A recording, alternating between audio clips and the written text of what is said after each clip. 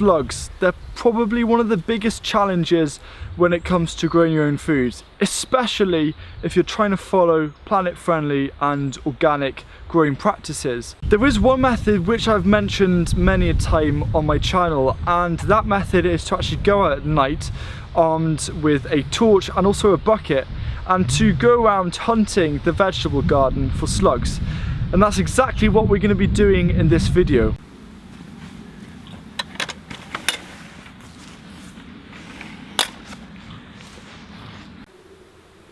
I'm here in the garden and it's a cool night. I would probably say it's about 7 or 8 degrees Celsius, so it's not too bad. It can get a lot colder around this time of year, and we've had a couple of frost scares. But the most important thing we need to do is to look if there are any slugs, and obviously being limited in light, I can't really show you as much as what I'm trying to do. So all you need to do is, let me just get it. All you need is basically a bucket, preferably white so you can see what's going on, and a glove is usually advised, and obviously some source of lighting.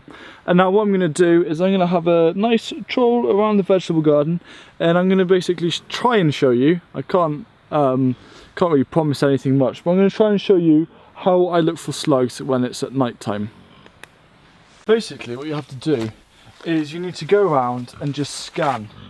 You need to have a look if you see any slugs.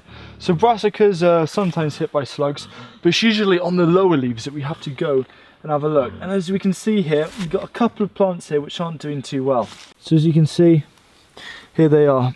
And all you need to do is literally pick them off.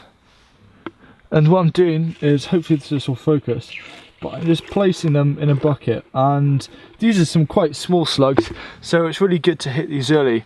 Now if you can, what you need to do is to make sure that you go out as either by yourself, you won't be able to get as much done, or go out as a group of people.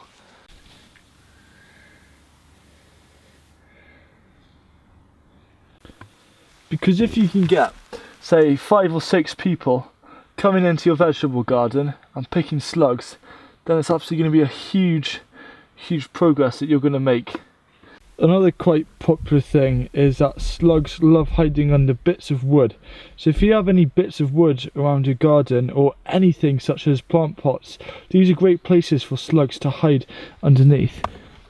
So if you just move this out of the way and have a look, as you can see just there, we've got some slugs. So what you're trying to do is to eliminate as many places or crevices or creeks or any kind of shelter, eliminate as many as possible, so it's less likely for slugs to hide underneath. And some common ones are cracks in raised beds, certain types of mulches, as well as leaving out pots, bits of woods. And also another thing you need to do is cut your grass, because if you have a lot of long grass, then it's quite an easy place for slugs to hide.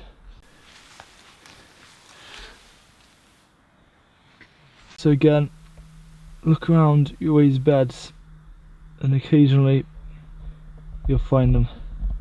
The main area which you have to look is basically the border between a path and a raised bed, and that's where you'll find your slugs.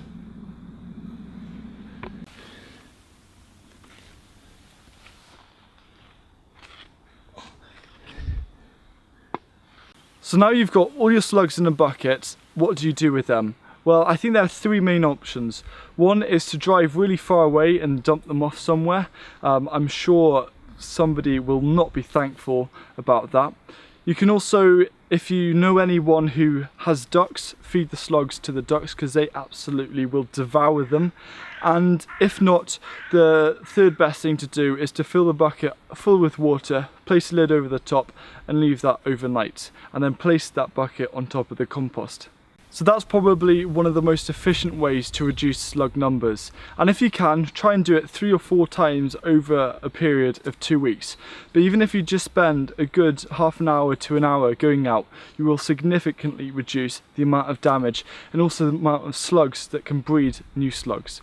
So thank you very much for watching, and if you have any other methods of reducing your slug numbers, then let me know. And also let me know if you've had any huge problems with slugs this year and what has been affected.